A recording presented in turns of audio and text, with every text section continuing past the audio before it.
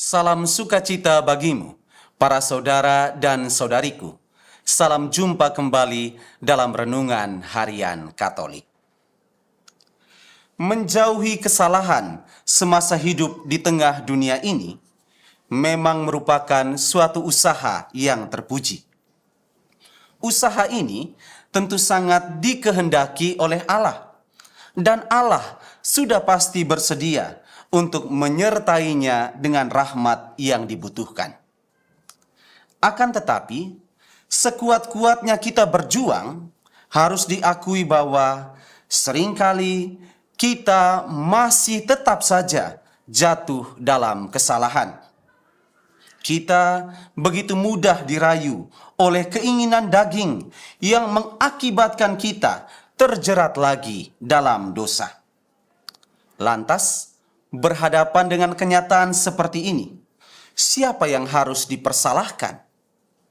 Tentu saja kita tidak bisa menyalahkan godaan yang terus menghampiri kita. Kita hanya bisa berintrospeksi bahwa kekurangmampuan kita dalam mengendalikan dirilah yang memungkinkan kesalahan itu terjadi.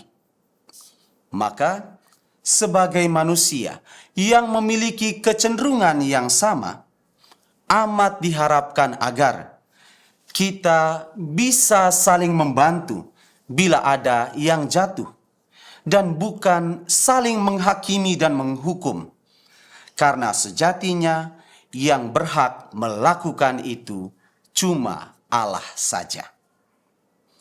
Para saudara dan saudariku, refleksi harian kita kini didasarkan dari perikop Injil Yohanes bab 8 ayat 1 sampai dengan ayat 11. Kisah yang menjadi bahan perenungan kita ini mengetengahkan tentang salah satu cara yang digunakan oleh ahli-ahli Taurat dan orang-orang Farisi untuk mencoba Yesus, supaya mereka dapat memperoleh suatu alasan untuk menyudutkan keberadaan Yesus.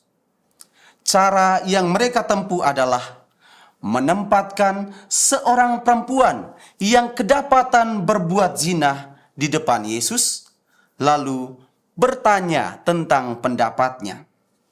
Kira-kira apa yang harus mereka lakukan terhadap perempuan berdosa ini?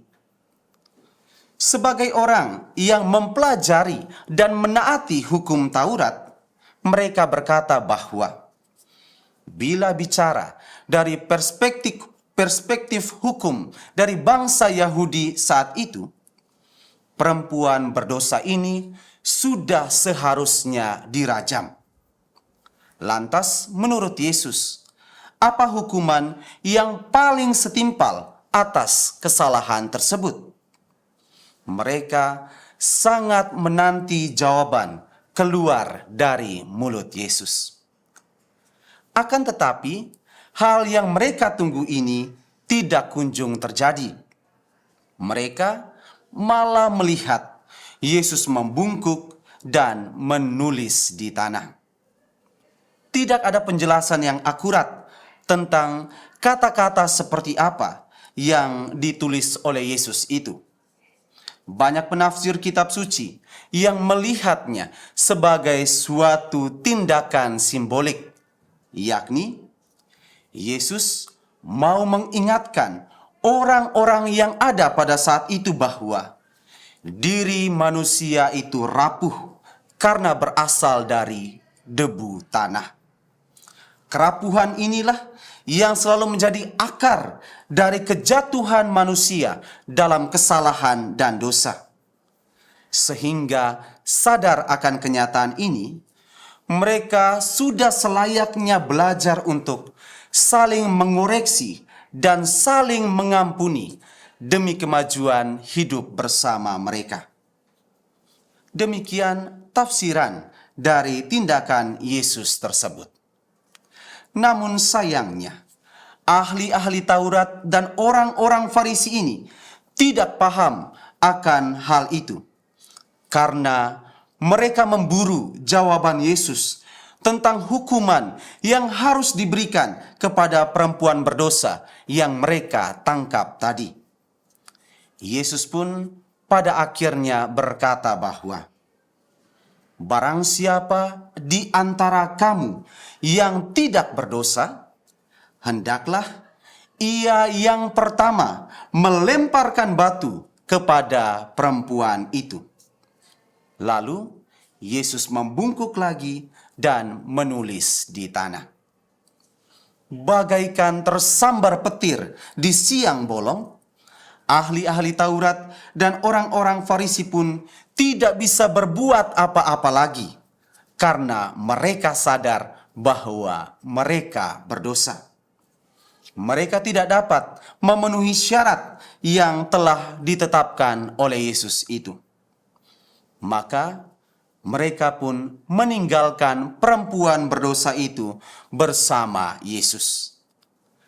Saat Yesus melihat semuanya itu, ia pun menasihati perempuan itu dengan berkata, "Aku pun tidak menghukum engkau. Pergilah dan jangan berbuat dosa lagi, mulai dari sekarang." Maka dari itu, para saudara dan saudariku, ingatlah bahwa semasa hidup di tengah dunia ini, kita tidak pernah dipanggil untuk beradu kesucian dengan sesama. Sebagai manusia, kita selalu bisa jatuh dalam dosa kapanpun tanpa diduga. Dengan demikian, yang harus kita upayakan adalah setia mohon ampun kepada Allah dan bersedia juga untuk mengampuni sesama.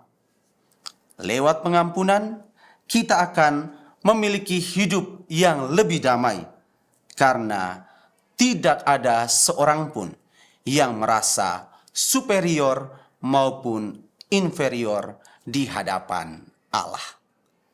Tuhan memberkati kita sekalian.